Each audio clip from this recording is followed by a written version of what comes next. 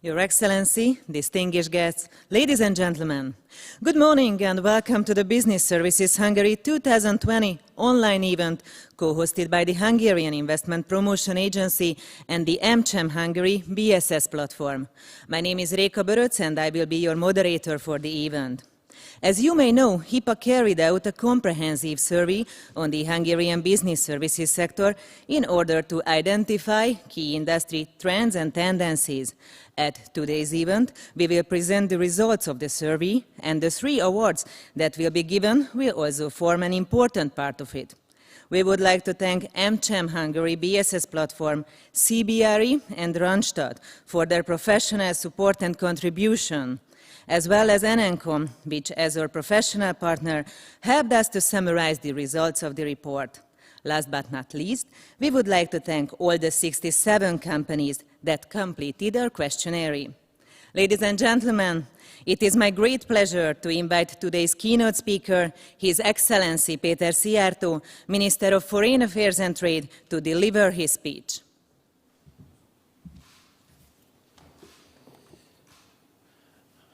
Jó reggelt kívánok mindenkinek. Good morning to all of you. This is an extraordinary event, unfortunately, since we have been living extraordinary period of time. So we had to look for a special solution to hold the event, but to hold it according to the current regulations. Not to put anyone's health at risk, but provide the sector with the necessary informations as well. I'm grateful to AmCham to co-host this event. Thank you so much for agreeing with all the circumstances which are a little bit extraordinary. I'd like to appreciate the presence and the upcoming presentations of our speakers, whom I just met recently and are waiting for the opportunity to address you in a separate room and location. And I also had the honor to meet representatives of the 6 companies operating big shared service centers. Leaders of 3 of them will be awarded today with prizes, appreciating their presence and their continued commitment to Hungary. As the second wave has been hitting Hungary, Europe, and the entire world, states and governments do have the obligation to address this crisis from healthcare and from economic perspective as well. In Hungary, this means that we do have to protect the health and the life of the Hungarian people, but in the meantime, we have to protect their jobs as well. That's why when we are making restrictive measures, we always put into consideration the economic aspects in order to fulfill the wish of the Hungarian people to keep the country operating, and in order to keep the country operating, we have to keep economy in an operational shape as well.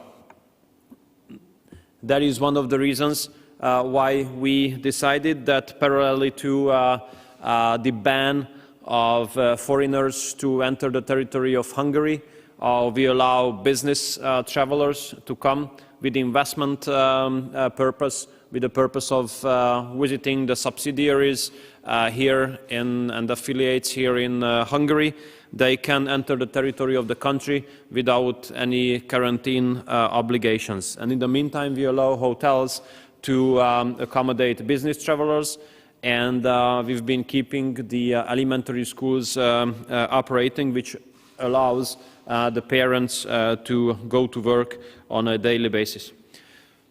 Obviously, we understand that the real solution for this situation would be access to safe vaccine as quickly as it is just possible.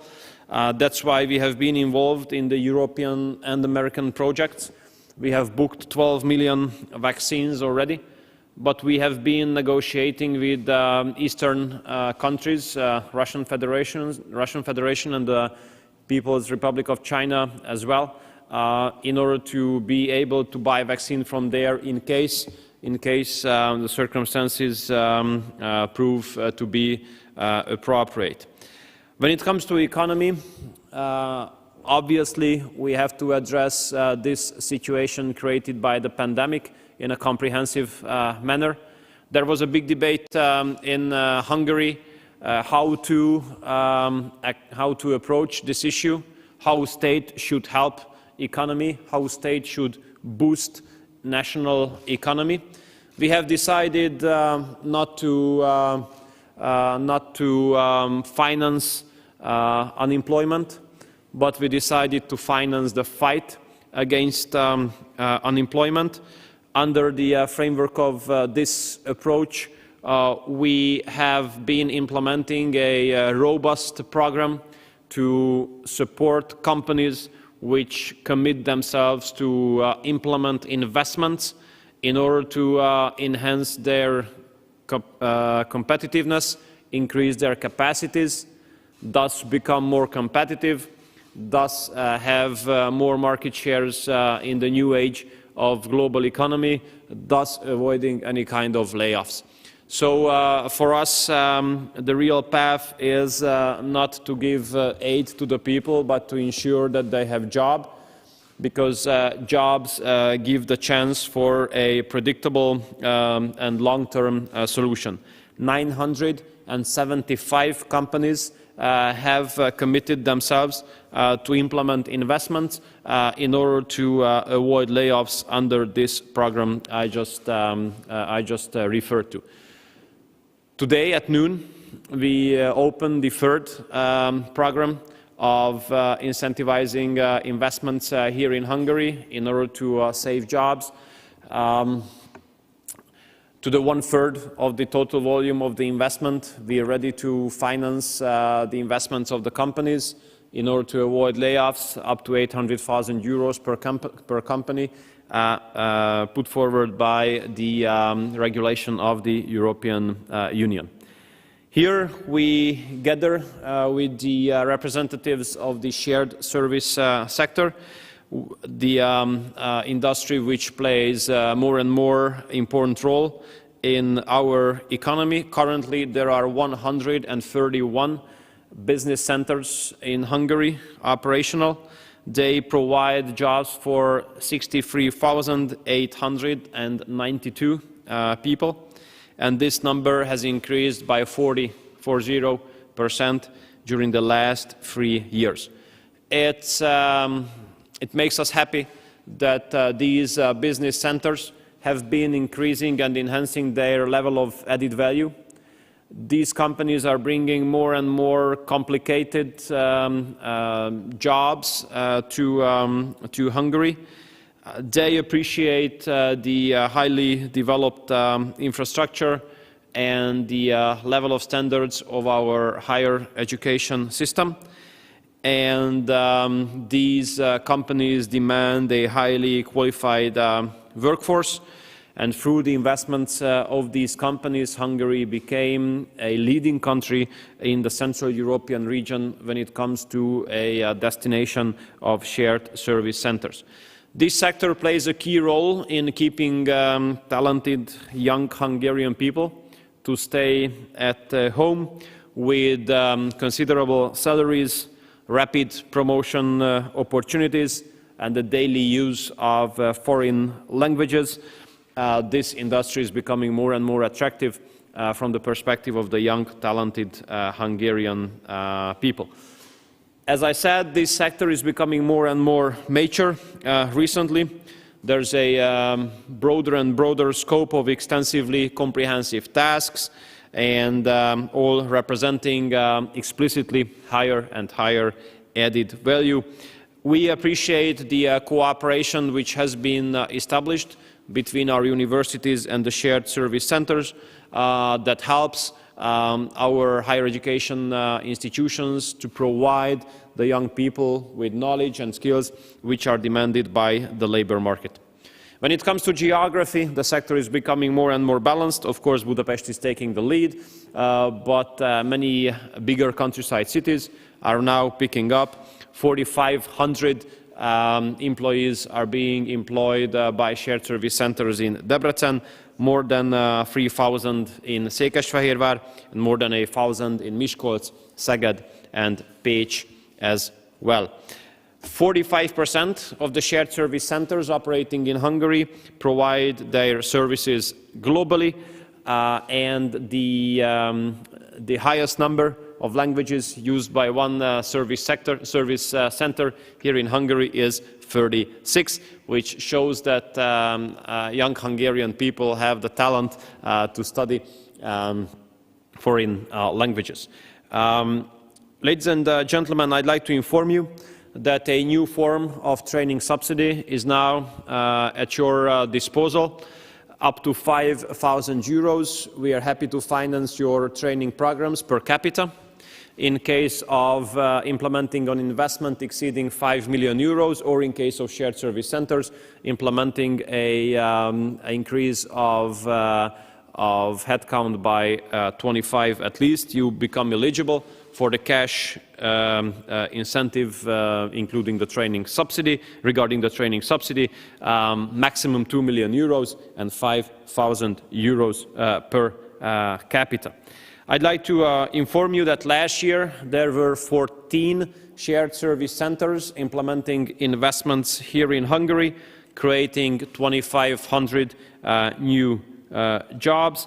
First half of this year, 4 additional significant investment decisions with creating 1,100 new jobs in the country. Currently, we have been negotiating about further investments regarding the SSC sector with 8 companies. Hopefully, we will be successful there as well. This industry has been strengthening throughout the crisis period as well. I have collected some very good experience and good news from the leaders of those companies whom I just recently met. ExxonMobil has exceeded the 2,000 mark when it comes to employees here in Budapest. Diageo has brought its entire Central European operation to Hungary, to Budapest, and moved some functions from Africa also to Budapest. Roche has added multiple hundreds of new employees this year. National Instrument has been increasing not only the headcount but the added value in Debrecen as well. Thermo Fisher has the plan to double the number of headcount, and Tesco has been implementing really significant digital improvements in their Hungarian business center operations. So these are good news.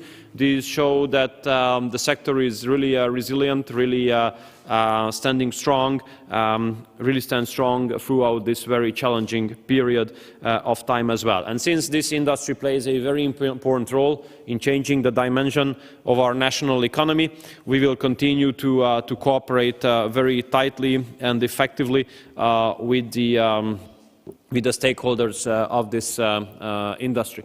I appreciate all your efforts throughout this very challenging period of time. You can count on our cooperation. You can count on the readiness of ours. We would like to collect the experiences you have collected throughout the crisis period in order to draw the necessary consequences when it comes to new regulations and taking more advantage of this new age of global economy. Once again, let me appreciate AmCham to cooperate with us in organizing this event, and I hope that next time we will be able to see each other under more normal and personal circumstances. Thank you so much for your kind attention. Thank you very much. And now I would like to invite Ms. Iris Lippai Nagy, CEO of AmCham Hungary, to deliver her speech.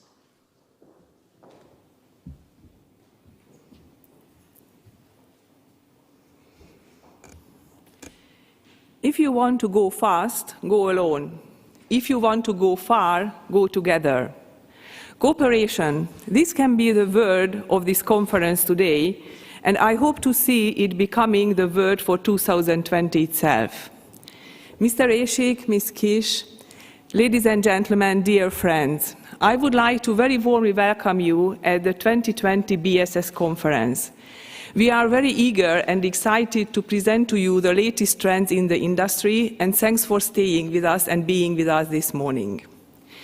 As the CEO of AmCham Hungary, I am very proud to represent BSS Hungary, a very active and unparalleled industry cooperation who are working motivated for elevating the sector, the image of the sector, and who have decided to make sure that the sector becomes one of the first choices for future employees.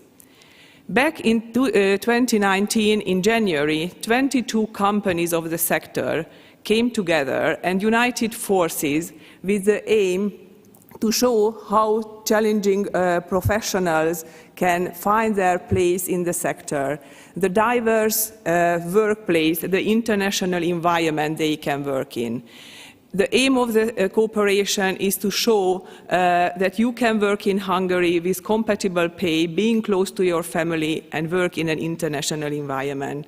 You can have great development opportunities, and you can enjoy forming part of an international team. At the very same time, 4 companies representing the US financial institutions also came together with the very same objective and worked together to attract Hungarian talent in Hungary and abroad to work in the sector. These sectors are not only attractive for the current and future workforce working in the sector, but it is also attractive for the Hungarian economy. I am in a bit of a trouble because Minister Szijjártó partly said what I was planning to say, but I think it's worth mentioning that the sector is a flagship in the Invented in Hungary paradigm shift, attracting more and more high-value added jobs to come to Hungary. The sector is employing people with multiple degrees speaking languages, and it is the primary choice for those Hungarians who would like to come back to Hungary and work in an international environment. The business service sector positioned itself very well on the international business service map. It is not only an opportunity to attract more investors to come to Hungary, but it is also an obligation and a responsibility. It is a big responsibility to invest more in education at all levels, to make sure that we have a well-prepared, well-educated workforce speaking languages with the necessary soft skills available for the sector in the long run. I think by now it is safe to say that the sector is coming out more strong and empowered from the 2020 crisis. It was one of the first industries to adapt themselves to the new requirements due to the technical preparation and the agile working method they apply. The sector can be a showcase for other industries, and I am sure that it is going to be a competitive advantage in the labor market in the long run. 2020, a year everybody will remember, a year which has proven and highlighted the importance of cooperation. We understand by now that no man, no company, no country can be successful only looking at individual own short-term objectives without cooperating with the greater community. BSS Hungary and the US financial institutions are great examples to prove the importance of cooperation. When companies who are fierce competitors of each other at the labor market come together, unite forces for the greater good, and work together for common objectives. I am eager to work with you and to see and elaborate the plans for 2021 and work together with you achieving them, hopefully in person next year. I would like to say a very big thanks to HIPA, to Robert and Tunde for their trust, for inviting us to be their partner in organizing this conference, for which we are very proud and very grateful. I would like to ask you to enjoy, and I hope you will enjoy this conference as much as we enjoyed preparing it for you. Thank you. Thank you very much.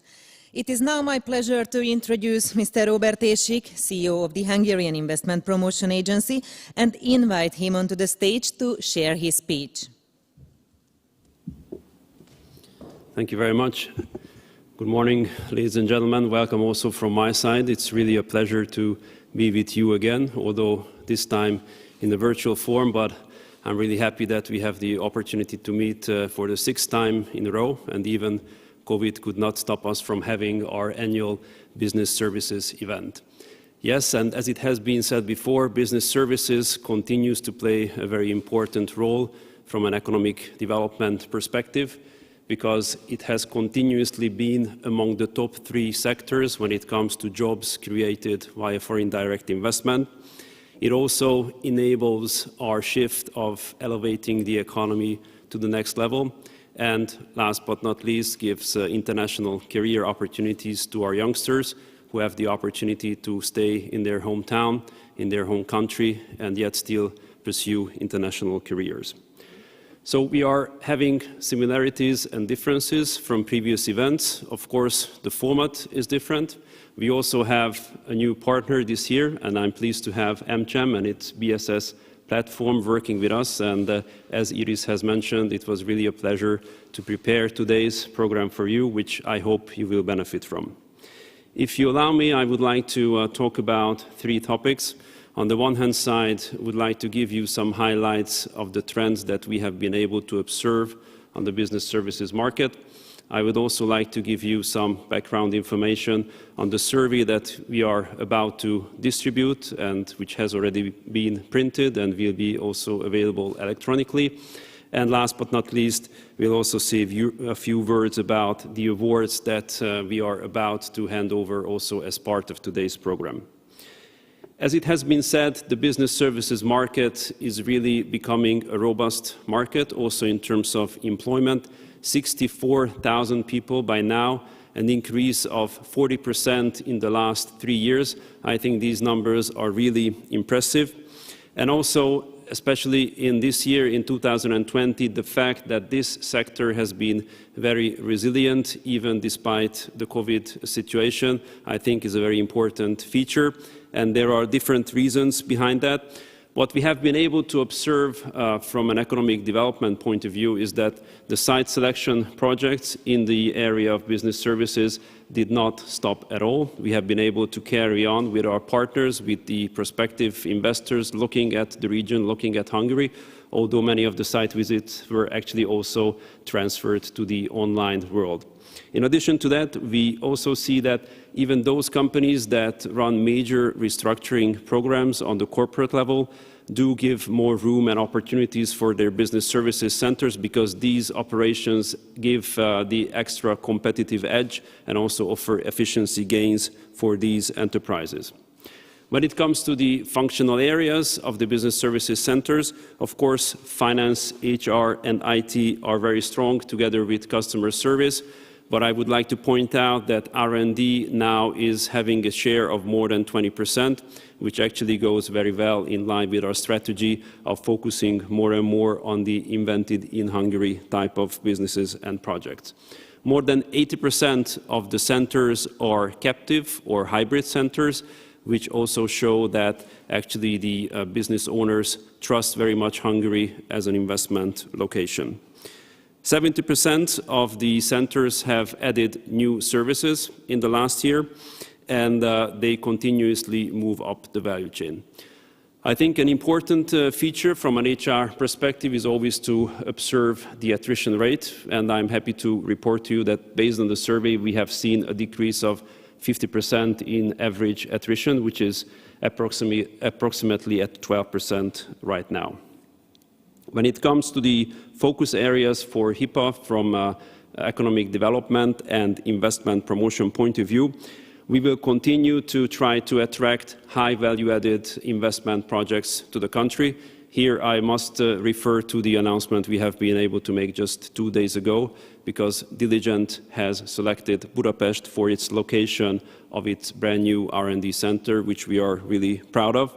And our second priority remains to try to increase business activities on the countryside, in the university cities, which I personally think offer excellent opportunities for businesses that plan expansions. And according to our survey, again, 12% of companies are looking at the countryside as a potential new location for business activities. Of course, COVID had a great impact on the market, and we have seen the surge in remote working, and also we have been able to witness that the changes around us enabled applicants from the countryside to apply for jobs even in the capital city without having to move physically to Budapest. So this is also opening up new opportunities. And we see also, which is very important, that more than 1/3 of the centers, despite of the overall circumstances, are planning increase in their headcount, which we would like to continue to support also financially. It has been mentioned by Minister Szijjártó that we have several forms of subsidies available. On the one hand side, the training subsidy available since 22nd of October from HIPAA. We also will open today at 12 o'clock the subsidy scheme to improve competitiveness, and you should not forget about the R&D subsidy schemes that we have at hand as well. So this is just a high-level summary of some of the key trends that we could observe on the business services market. Coming back to the comprehensive survey that you will have the opportunity to read, I would like to inform you that this will be available both in electronic format already today, and we are also shipping to you paper copies during the day, so I hope you will get those soon. Altogether, we have had 67 respondents, and these companies represent close to 49,000 employees. So we are covering roughly half of the market and 75% of the employment with the survey, which I think gives a pretty good overview.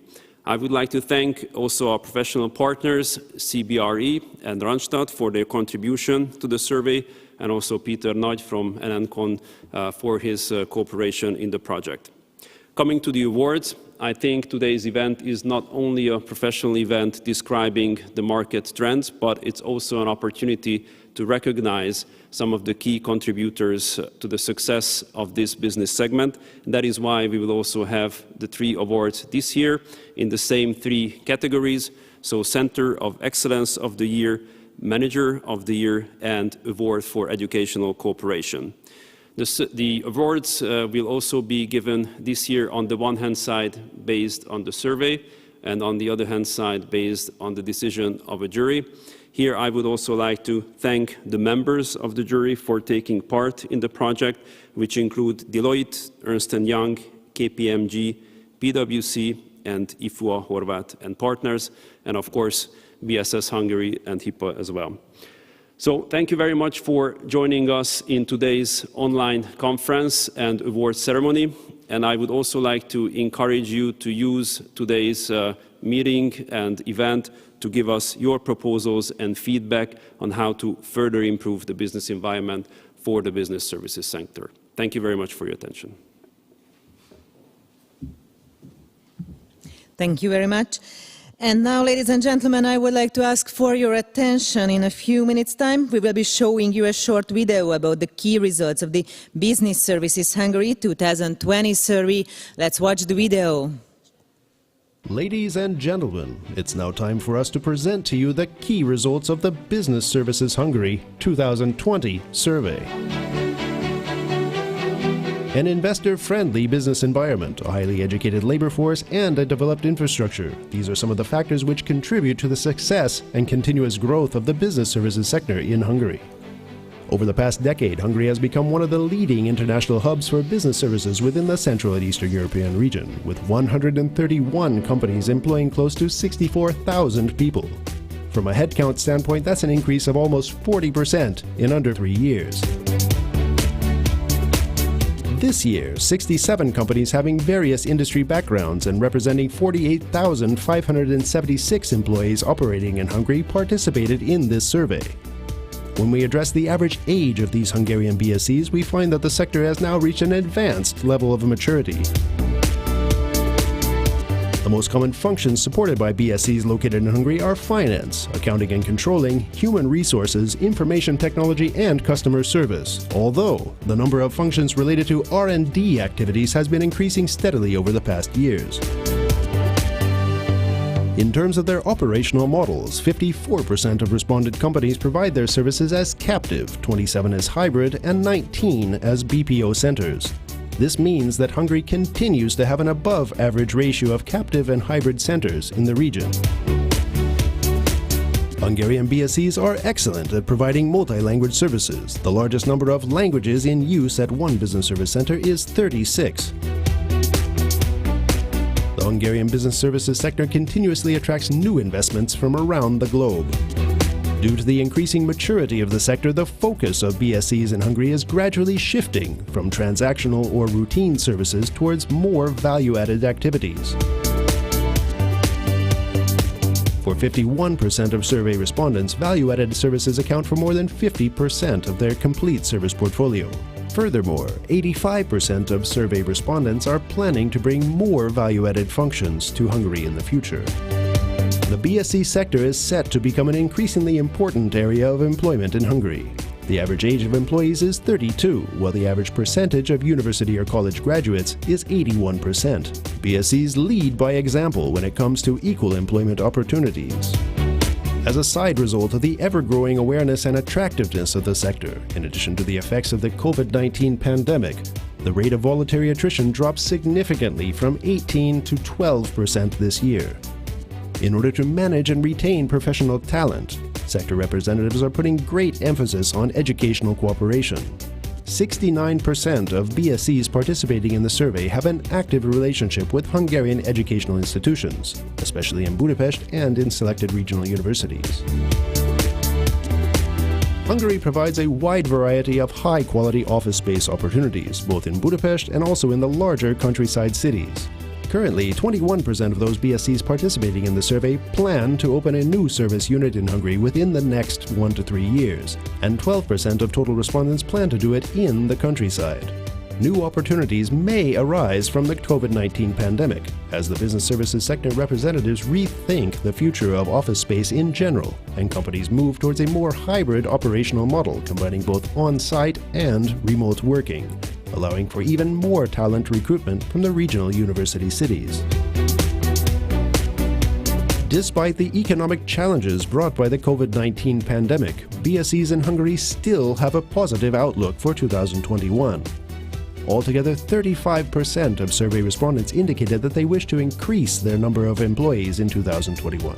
In parallel to this, 63% of BSCs responding to the survey also expect to widen their service portfolio, and approximately 57% expect to move upward in the value-added chain, expanding vertically in 2021. We wish to thank every company that participated in our comprehensive survey.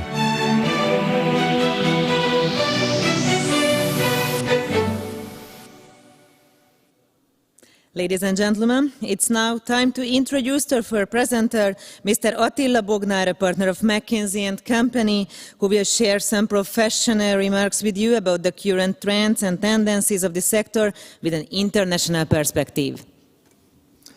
Thank you very much, and welcome everyone. I would like to also thank you for the opportunity for having me here today and share a few words about the global trends and also some of the regional responses that BSCs are responding towards those global trends. I would like to share a few thoughts about this as an introduction about what we observe over the last like 9 to 12 months on the market.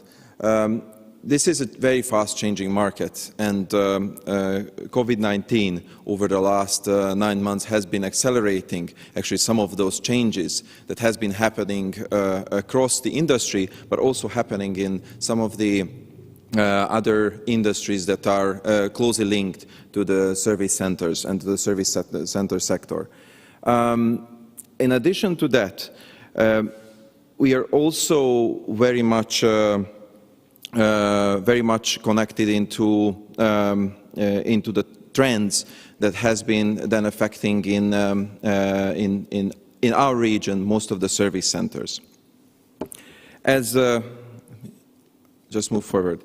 As we are looking some of those global trends that has been also influencing the sector in the region, I would like to point out 5 of those, and I would like to double-click on a couple of them to start with. Organization operating model changes will be, I think, a relevant one that I would like to spend a couple of minutes on. delivery models, virtualization, and also become a distributed model is a tendency that has been shaping the industry, especially in an accelerated way. Increased efficiency continues. That was there already for quite a few years, and I think it's going to be there.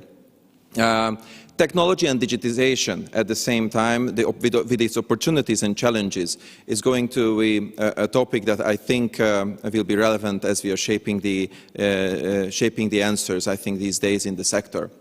And last but not least, capabilities and the new and different skill set that has been already on its shaping is become more prominent and more relevant factor.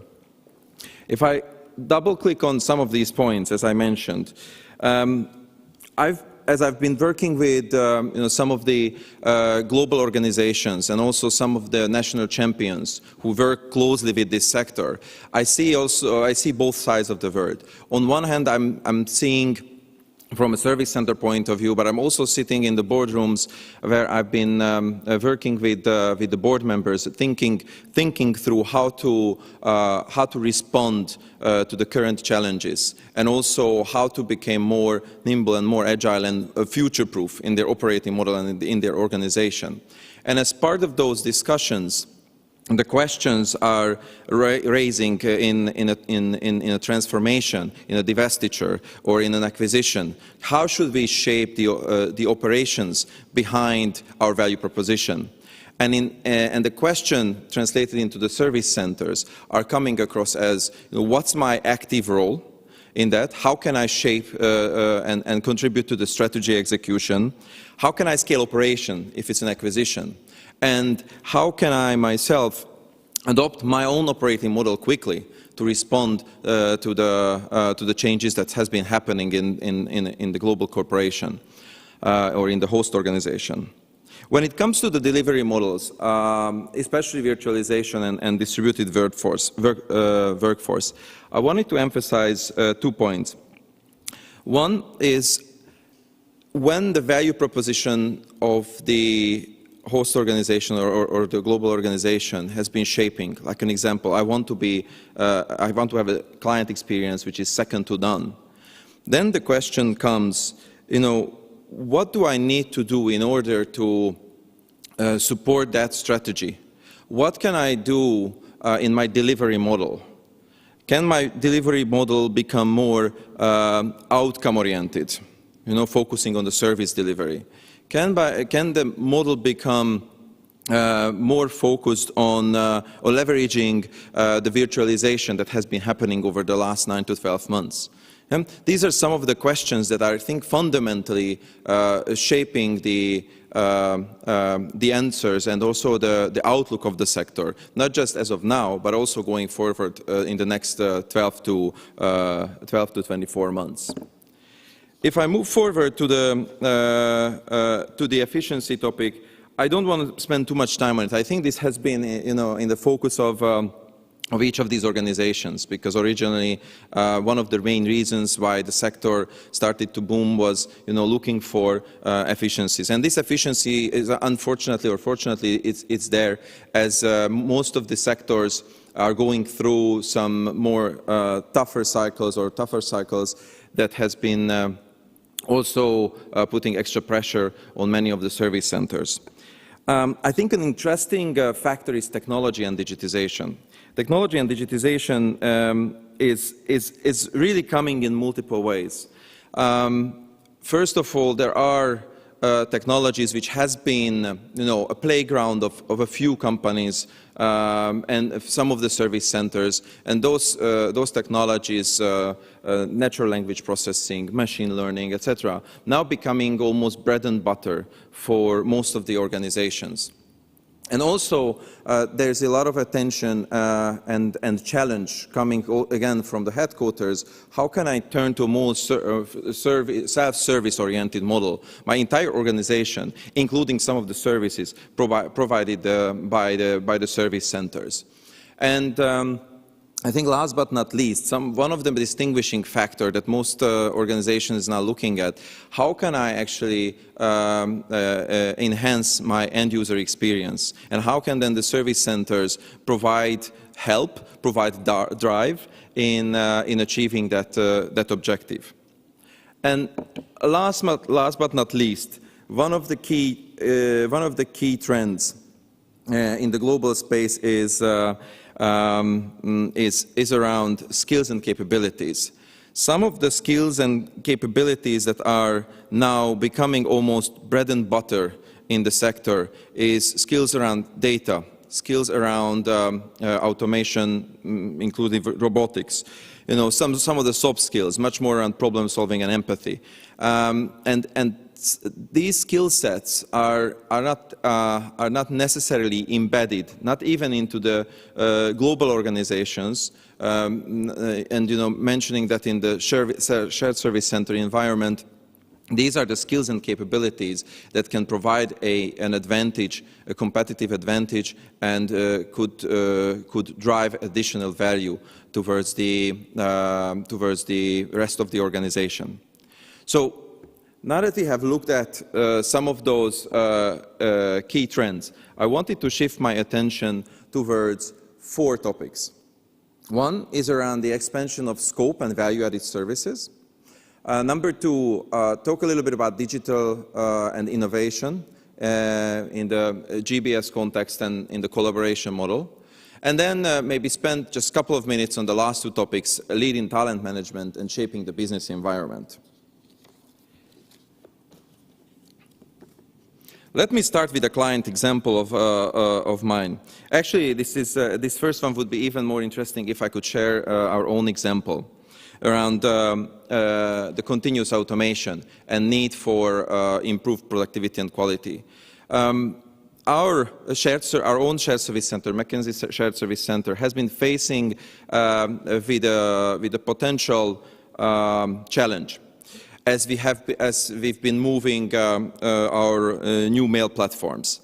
They have been anticipating that those tens of thousands of colleagues who are around the globe will have a lot of questions, requests, and obviously issues and complaints.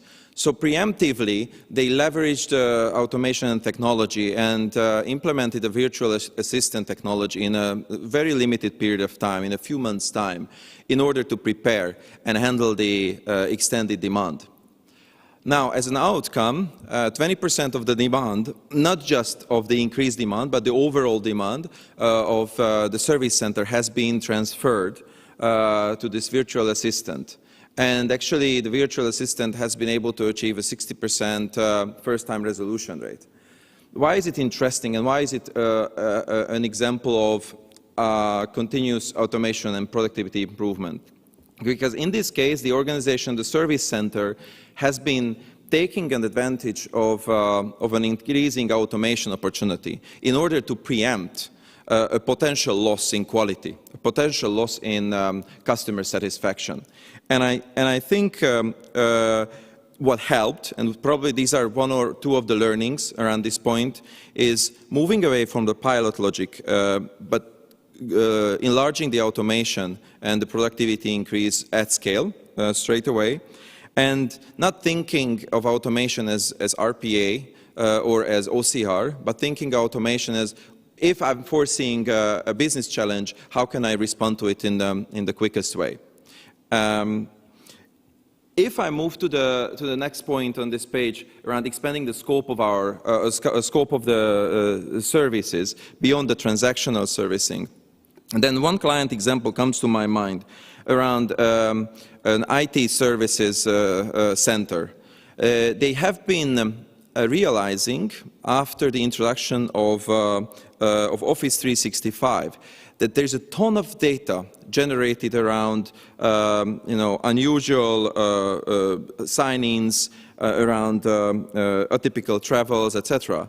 And they started to gather and analyze that data in order to drive insights around IT security. This has been not a single service within the organization. This has been not a topic that has been covered extensively. The service center basically created this new opportunity, moved far beyond transactional, generating those security insights that has helped the organization to save both the security of data for clients and also for the employees. I think this example is helping to demonstrate how can a service center think ahead, leveraging some of the solutions or ideas that has been coming across the organization and turn it into its own, and then back to the benefit of the entire organization. Last but not least, I think when it comes to partnering, thought partnering between the service center and the organization. The example that comes to my mind is about one of my clients who had a nearshored service center for call handling. They had this motto of providing a service second to none to our clients. So the service center becoming part of that strategic thinking, how can we, rather than just being efficient, providing this outstanding service quality, they became they started to fulfill a crucial role in executing the strategy. So what have they specifically done? They introduced a new capability in the organization, which was the data analytics. They set up the squad, they built the capability, and they started to generate insights around how to deflect calls, but at large scale. So they've been tracking towards 30 to 35%, and the target is to achieve 50% call deflection. And also how to increase digital adoption, right? Because all the data, the 360 view has been there, and they're having access to it. And by partnering on these strategic objectives, they were able to actually achieve a higher customer satisfaction. The NPS scores rose from the low 40s up to the high 60s, close to 70, which is a great achievement for this company and for this client of us. And so this partnering, I think, can provide a different perspective and a different way forward to most of the service centers and respond to some of those challenges that I reflected to. Around the second topic where I wanted to deep dive a little bit more, which is around digital and innovation in the collaboration model, GBS collaboration model. The first topic, when we are talking about the latest technologies and service delivery, we have been very much driven by, over the last years, up until very recent times, that where IT was driving the business services. What has been happening is more and more business services are driving the IT solution and digital solution that can be leveraged in this sector. One of the examples that comes to my mind, a very specific one, is a bank that has been shifting its client onboarding and account opening and some of the related services to its global shared service center. And what the shared service center colleagues has been doing is trying to find the best technologies that can help to improve lead times of the process, improve, obviously the efficiency, and with that also improve the client experience. So they have been scanning the market for solutions around fraud checks, around ID verification solutions, etc. So it has changed. It's not IT that has been driving the process, but they've been looking at the process, how to make it more effective and more client-friendly, and scanning the market around the solution that has to be implemented in order to make that happen. And this capability, understanding the market around digital solutions, and then embedding it into the operation, these capabilities are quite unique and quite new for quite a few of the service centers. When we are talking about the new operating model and the new organizational model, I wanted to just reflect on a couple of points which I have seen at my clients. From the classical service line and support function model, which probably many of you have been already moved over, a couple of interesting changes that I've seen in their operating model. One is around in taking what they call core business units. Just think about supply chain. One of my clients has been now serving the full supply chain forecasting and delivery. This is critical as they are now actually fulfilling P&L objectives, not just cost and efficiency, but overall P&L objectives for that particular part of the business. And that combined by the COEs that probably also many of you here has been developing, and the transformation units, the transformation capabilities, and also the virtual collaboration model, which are becoming units of these service centers. I think there are some of these operating model changes will forward-lookingly completely shift how the organization and the model will look like in the next 12, 24, maybe 30 months. Lastly, when it comes to innovation and creative collaboration in the more modern office space, probably I wouldn't spend too much time on it because I believe that in this session you will be hearing even more around office spaces. Leading talent management. Again, there will be a separate section dedicated to it during the day. So I just wanted to share with you two thoughts as a typical responses. Number one, when it comes to the new skills and the new dynamics required to ensure to deliver greater value, then I'm reflecting on one of our surveys or studies that we have been doing, looking at what are the new skills that are showing up on the spectrum of the sector, and it includes technology savviness, service design, critical thinking, versatility, business acumen, just to name a few out of the 10. This is much more sounds like, including the technology capabilities that I mentioned through the examples, as that some of these institutions and organizations in this sector are now need to compete with some of those technology companies with a little bit of exaggeration, like Monzo, like the Amazons of the world, and so on. And then the second thought, and that as a second thought will fundamentally shift how we think about the employee value proposition. Another interesting survey fact: 50% of the surveyed clients who we work with were not aware or didn't have an employee value proposition in the sector, which is it was very exciting and very interesting to hear, which is a key element for responding to some of these challenges that we discussed earlier. The other one is 75% of the colleagues, of the potential candidates who consider this to become an employee of this sector are thinking of branding, which again a critical element when it comes to how to attract and how to also maintain and retain those talents. And talking about the last bit, the role of the recruiters, the role of the people development personnel in the sector has been changing dramatically. They need to keep an eye on market, on the strategy of the corporation, and reshaping their go-to-market model completely. Now, for the last topic, I don't think that we need to spend too much time. I have been put up, two examples from the region, and I think the message that I wanted to just emphasize is I think it's critical for the success, not just only in our region but globally, to have that institutionalization around the sector that provides not just a vision, a joint vision for the country, for the sector in the given region, but also provide the means, which you have seen the Hungarian and also the Czech example, how much they are focusing on those components. I think there is a lot that the sector individually can do, but having this collaboration with the governments, with municipalities and universities is critical.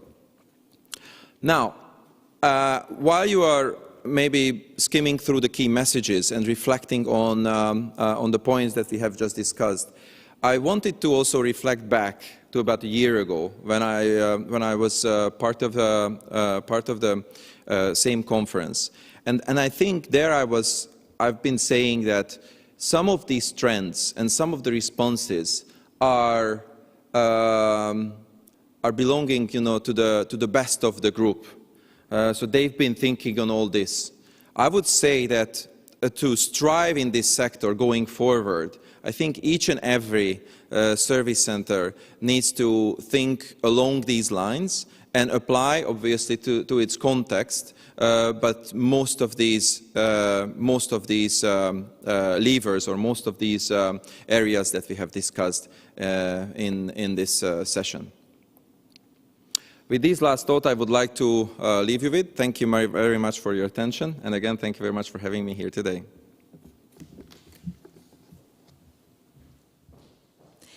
Thank you very much for your presentation. We will now continue with another important topic, inspiring people and HR trends of the BSC sector.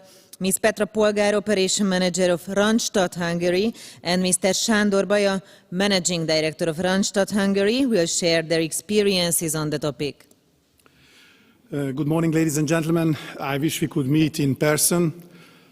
I was scared a little bit to talk only to the cameras, but at least I would like to share this secret that at least Iris, Tunde and Robert are in front of me, so I can talk to them a little bit. So this is how it is. We have the privilege to talk about the key HR trends in 2020 in BSC. And first of all, I would like to present, although most of you know her, Ms. Petra Polgár, who is Operations Manager of Randstad, Hungary. And myself, I am Sándor Baja. I am Managing Director of Randstad in Czech, Hungary and Romania. And first of all, I would like to ask Petra, would you like to share what happened in the BSC sector in 2020? Thank you. With pleasure. Well, 2020 has definitely been a very difficult year for everyone and for all the industries, actually. Still, in comparison with other sectors, and we have a great overview across all the industries, actually, a very positive feedback to the industry representatives is that one of the smoothest and fastest switch that we have experienced early spring in March was definitely performed by business service centers. And this is something I believe, especially knowing, and a little bit referring to the BSS initiative as well, especially knowing how hard many employers work on the sector's brand awareness and visibility, is something the industry representatives could and should promote more consciously to the external world. Why was that smooth? You know the answer, but that's not a by default knowledge, especially by candidate groups in the countryside, is that business service centers have a long track record and experience with promoting remote work, home office, working across borders in virtual teams, offering flexible work arrangements, which is a great thing. We know that work turned to remote mode, and it's not just our experience as a recruiter, but also the outcome of those 20-plus interviews you have conducted recently with center heads, is that the vast majority of business service centers switched to business as usual speed as of early autumn this year. And besides that, they even estimated a short or midterm growth, which is definitely a positive outlook in the market. Sándor, how do you see the perspective of Hungary in the BSC sector? Thank you, Petra. Just clicking to show you. First of all, let me share my opinion about some misconceptions I meet sometimes. Some people say that the business service sector is saturated. And I would like to share my strong opinion and the fact that in Hungary there are less business service sector employee per 100,000 inhabitants than in Central European countries like Poland, Czech Republic, or even Romania. The second misbelief what I would like to tell you is that you compete among yourself for the talents. And I would like to tell you, you compete for all the corporate sectors, and you have a lot of advantages. I would like to tell you that maybe my analogy seems a little bit strange, but in Istanbul, if you are there, the goldsmiths are gathering in one place to attract the customers. And I wish that we could have the same golden bazaar of business service sectors to attract the best talents. There are a lot of opportunities in Budapest, but I would like to share my opinion about the neighborhood, small cities as well. Because, as you know, most of them, they have more than 10,000 university students in the cities. Until now, when they finished their economic studies or the IT, they were moving from the cities. They couldn't find jobs locally. And the problem and the risk was that they didn't stop in Budapest, but they went abroad, and that's what we have to change. There are a lot of transactional jobs in our industry, and I would like to encourage the government to develop the elementary and secondary schools to get to a foreign language proficiency that we can give these transactional jobs to the graduate, because we are always fighting to give career opportunities to the bachelors and the masters because they think that the transactional jobs are not so much motivating.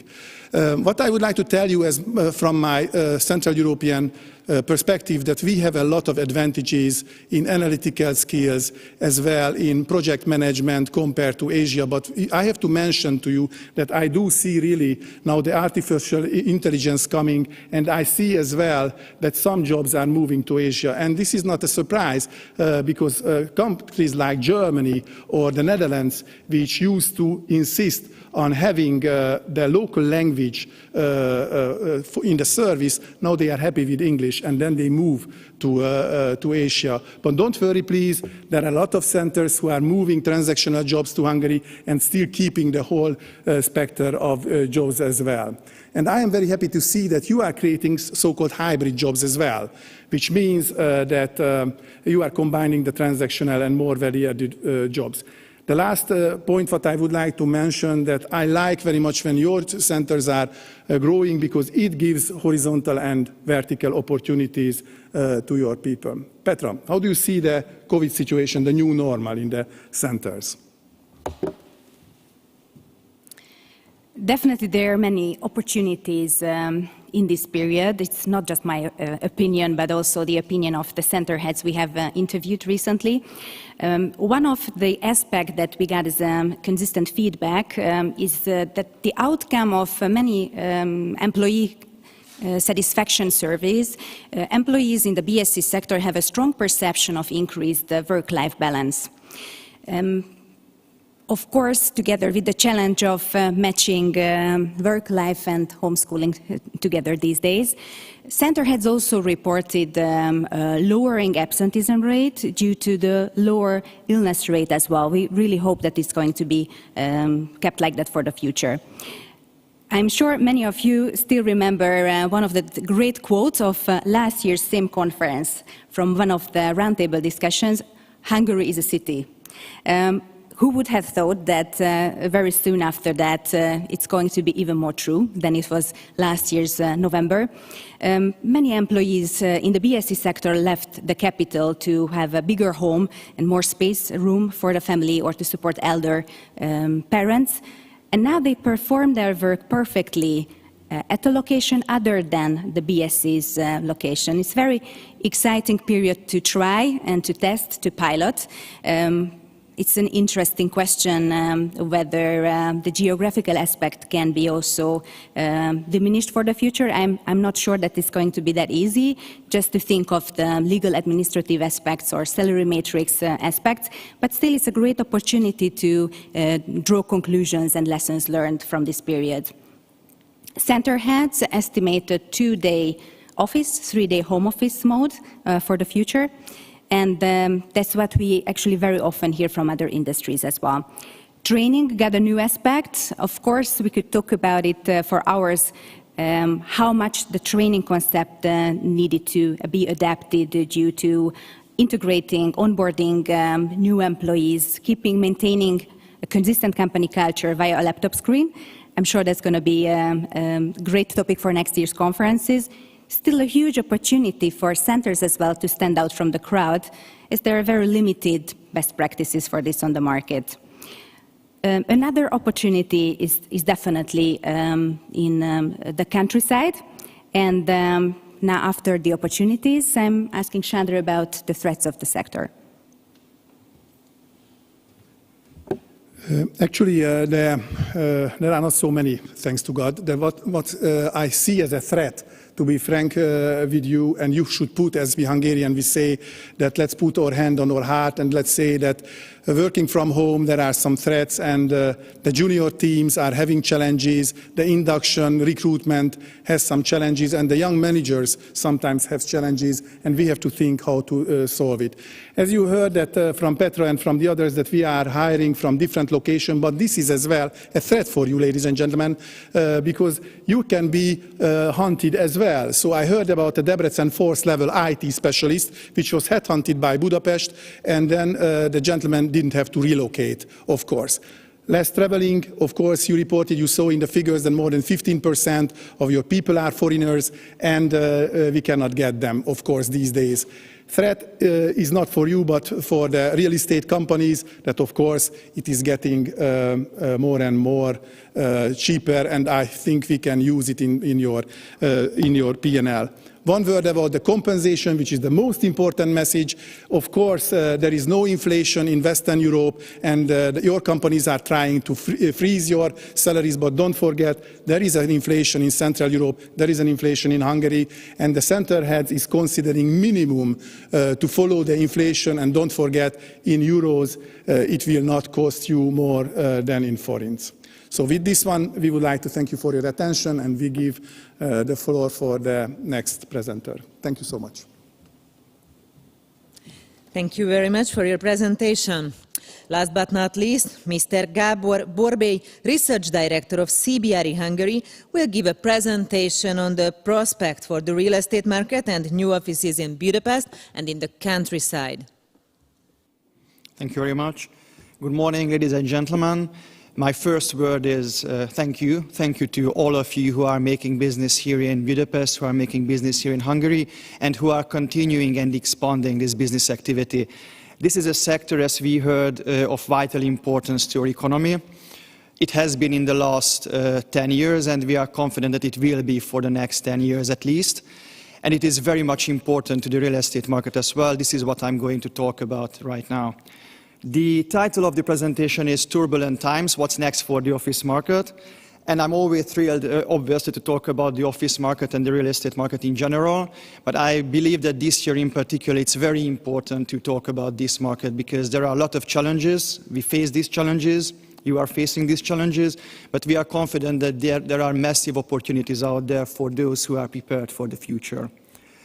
Let's start with the bad news. Let's start with the bad statistics. It has not been a good year for the real estate market. If we look at the investment volumes, we are seeing a break in the trend which was unbroken for 10 years. So since the great financial crisis, we were seeing a growth in the investment volume in the real estate market in Hungary, and then it stabilized around a very steady and solid level for the last couple of years.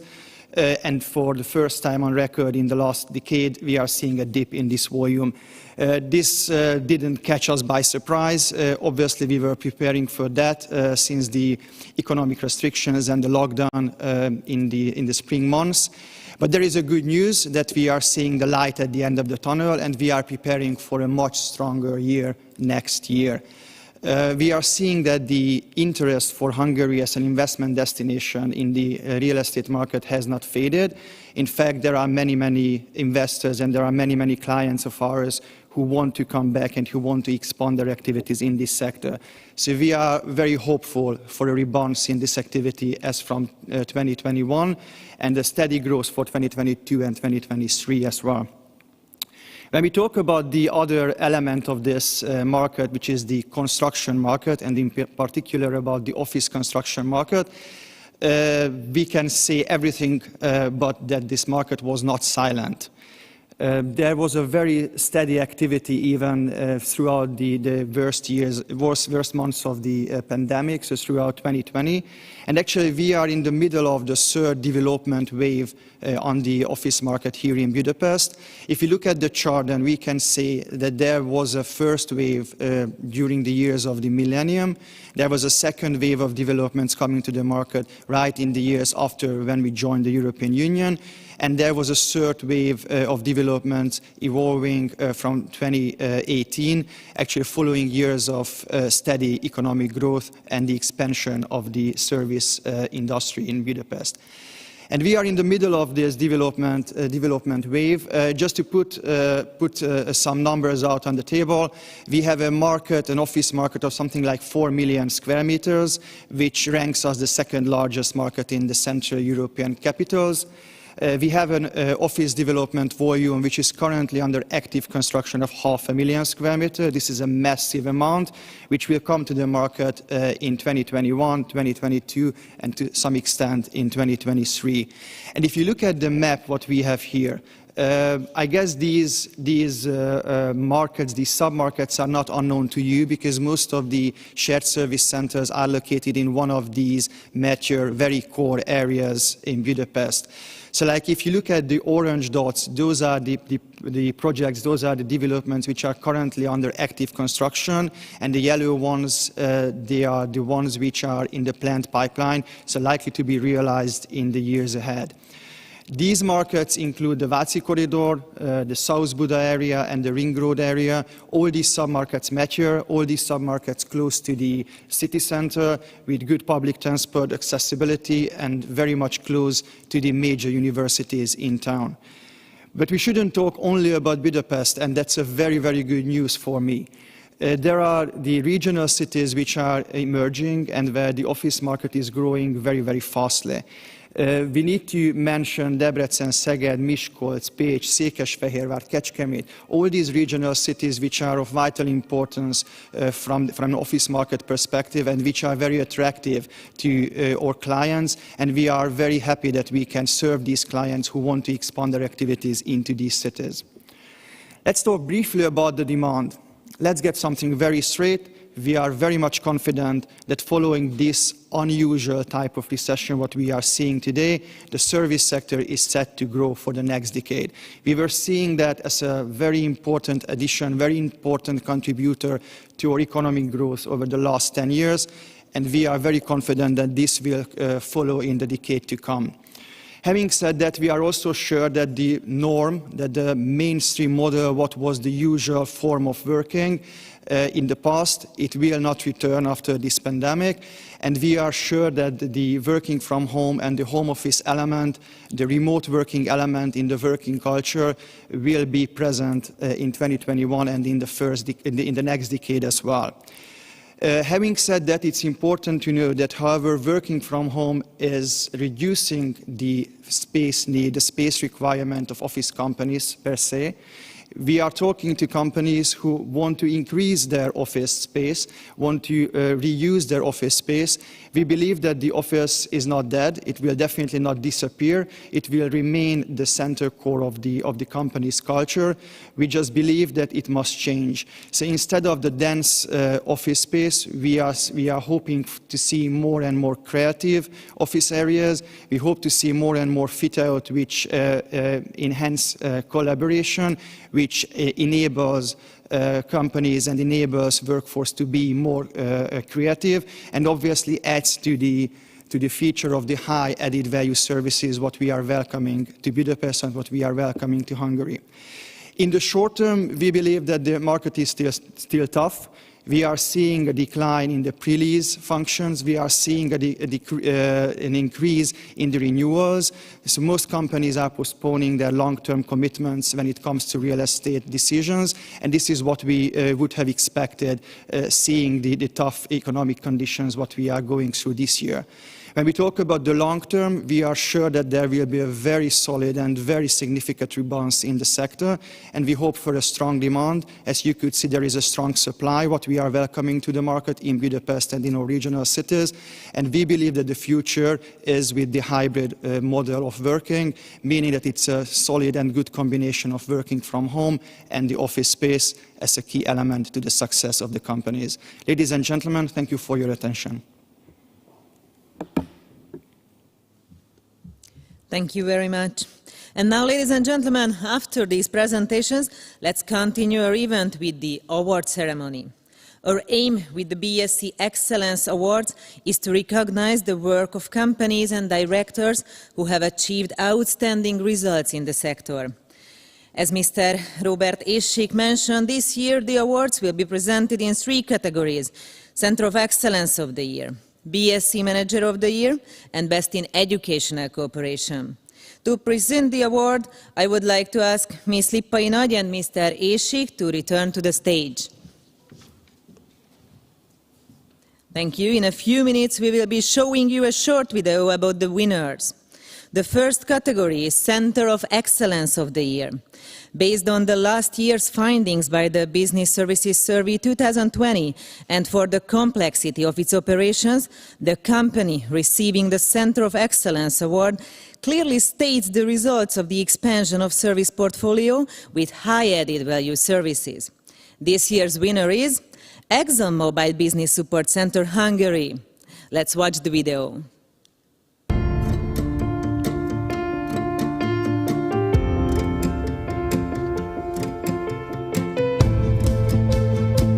The ExxonMobil Center in 2004 was one of the very first SSCs to be established in Hungary. From controlling and finance, IT, fuels and lubes, operations support to upstream, new opportunities continue to arrive with an ever-increasing number of high value-added jobs being established nationwide. Having proudly celebrated their 2,000th colleague in 2020, they expect further growth in 2021. As a mature organization, ExxonMobil's center has successfully expanded its impact in Hungary, adding unique activities such as a division for global cybersecurity, investigation, and data privacy. Further growth in digital analytics and senior financial project advisory roles enable digital process transformation and drive innovation across the corporation. Through the migration of several technical leadership roles, ExxonMobil Center has also become the true global center of excellence and expertise for several reporting and accounting processes.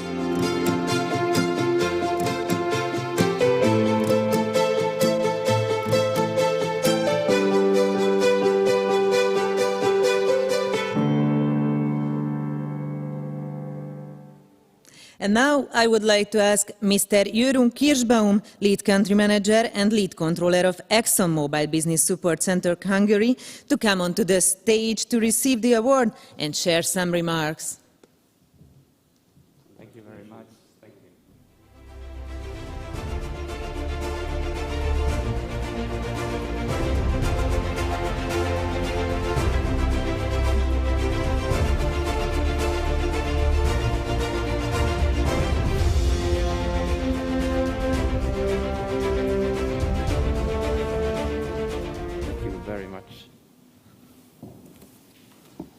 Thank you, Robert. Thank you, Iris, and thank you both, HIPAA and AmCham, for a great event. It's a huge honor to be here and to accept this award on behalf of the talented people of the ExxonMobil Global Business Center here in Hungary. 16 years ago, when we started our center here in Budapest, I was involved in setting up the center, but would have never thought that 16 years later, I would be receiving the Center of Excellence Award. And reflecting on that, it just shows how much the center has evolved over time. It started with a few hundred, mostly transactional roles, and really evolved significantly through the continued successes that were driven by excellence, a reputation of integrity and resilience, but also a business-friendly environment, which is obviously key. And with that, ExxonMobil has been growing the center in all of the functions here in Budapest year over year. You heard in the video and from Minister Szijjártó that we celebrated our 2,000th employee this month, which is a great milestone. We expect further growth in 2021 despite an extremely challenging environment. But it's not just about the size of the center, it's also about the content and the substance of the jobs. And we've truly evolved from a support center to a global business center. We are one of ExxonMobil's most diverse organizations with more than 80 different nationalities.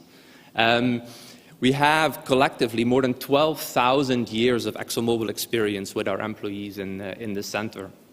And hundreds of them, of our Hungarian employees, had assignments abroad where we invested in their development so that they can bring that experience back home and strengthen the center here in Hungary. It's our employees' collective commitment to excellence, to integrity, to courage and care that really makes a difference, and that has allowed us to successfully expand the impact of the center, driving innovation and excellence to more than 100 countries from our center here in Budapest. As we all know, 2020 has been a tough year for everyone. I'm very proud of the resilience of the organization. We are going to recover stronger than ever. We're excited to be making a major investment in the future of work here in Budapest with a new office environment, new building that will be moving in early 2022, which is a long-term commitment, but also provides that environment for collaboration, for networking, for socializing, for learning, and for innovation. We couldn't be more excited about our future here in Hungary. So thank you, HIPAA, for the continued partnership. Thank you, AmCham. You're making a difference in areas that are important to us, whether it's innovation or making sure that Hungary remains a place of choice to make investments and to do business. Your role is really vital in retaining the value proposition for the country. So on behalf of the 2,000 ExxonMobil employees here in Hungary, thank you very much. Köszönöm szépen. It's great to be here. Thank you. Thank you very much and congratulations. The BSc Manager of the Year is awarded to executives who demonstrate professional excellence in their skills, exhibit ethical behavior toward employees, and who, in their activities, promote cooperation between sector players while proactively contributing to the sector's future development. Let's watch the video about the BSc Manager of the Year 2020, Ms. F. Bader, General Manager of Roche Services.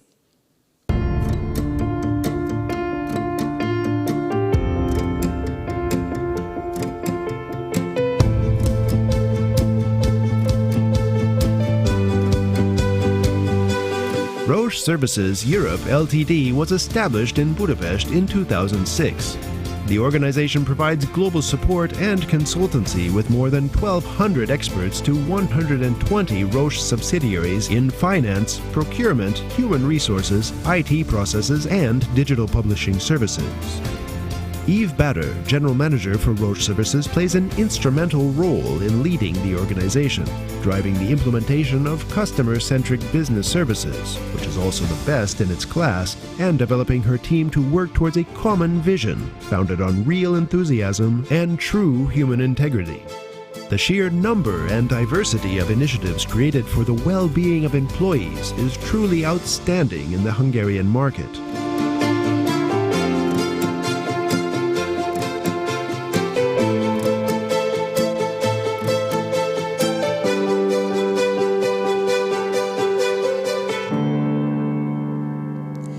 Ms. Bader, please join us to the stage to receive the award and say a few words.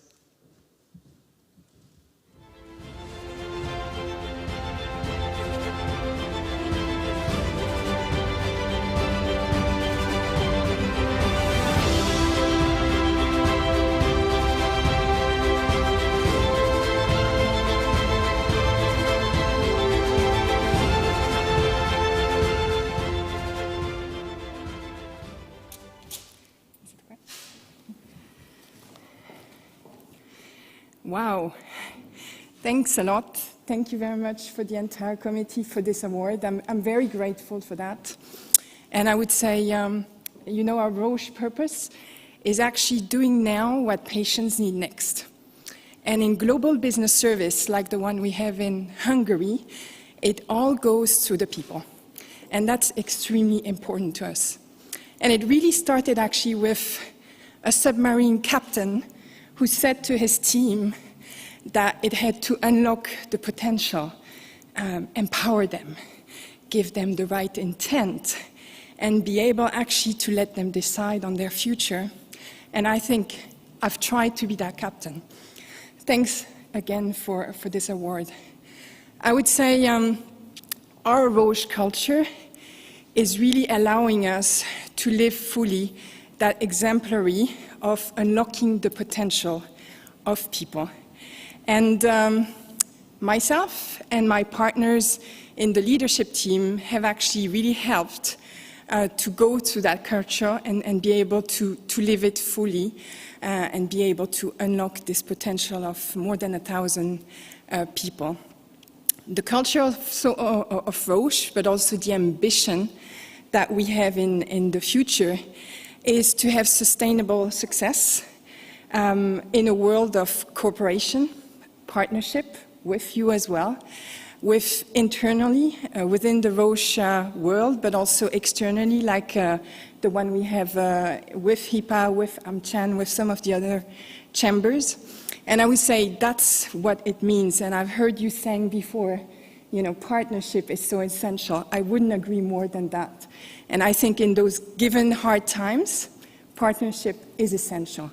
And I think Roche has sized this. And I'm really happy that actually in Hungary, we've gone a certain way. And I think you have found the partners within Roche. So thanks a lot for that. I'm very grateful as well for the ones who influenced my career, because if I'm here today, it's probably because a few people influenced my development plan as well, and I think they will recognize themselves. Thank you. Thanks. Thank you very much, and congratulations. We will now continue with the Best in Educational Cooperation Award. The company that wins in this category places special emphasis on education in Hungary and has made significant efforts to promote cooperation between the BSc sector and educational institutions in Hungary. The winner of the Best in Educational Cooperation Award in 2020 is NI Hungary. Let's watch the video about the winning company.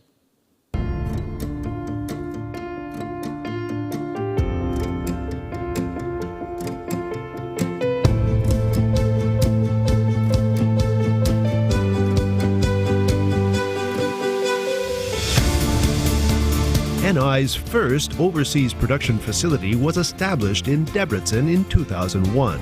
The site has become the home for global and regional service centers, such as the IT Development Department, Legal and Finance Groups, as well as the Shared Service Center. NI puts special emphasis on supporting young talents through various educational programs, employee volunteerism, and technology donations at the local and regional levels. Based on the educational cooperation with secondary schools and the University of Debrecen, NI provides their employees with unique internal and external training possibilities, in addition to high value-added knowledge and know-how.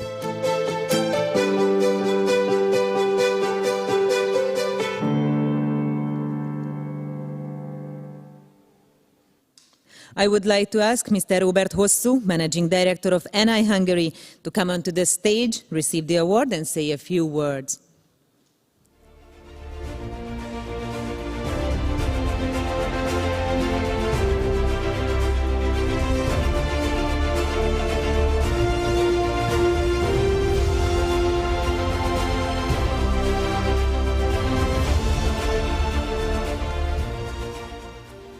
Well, thank you very much. It's an honor to receive this award. And let me start with thanking for all of my NI colleagues in Debrecen who directly or indirectly contributed into this success. In Debrecen, we have a very exciting mixture of manufacturing, R&D, and shared services. And to be able to build an operation on this scale, you know, one element was definitely very critical, which was educational cooperation. And we knew it, and we invested in this for many, many years, even almost for now 2 decades. And we looked for partners in the recent years. And what we found was great partnership within the industry. And I would like to thank to AmCham for being a very great partner in this. Also would like to thank to our partners in the Business Services Roundtable in Debrecen for that work what we did there. And also would like to, of course, thank for the educational organizations around us where I think they played a great role in that we were able to start this work from kindergarten up to the university, helping the next generation of talents in Hungary to be able to find their purpose in our industries. Thank you very much. Thank you very much, and congratulations to all our awardees. Ladies and gentlemen, we would like to express our gratitude for your interest, and we trust you enjoyed our online event. We will publish the survey on our website, hipa.com, from where you can download it. Thank you once again for your kind attention, and have a nice day.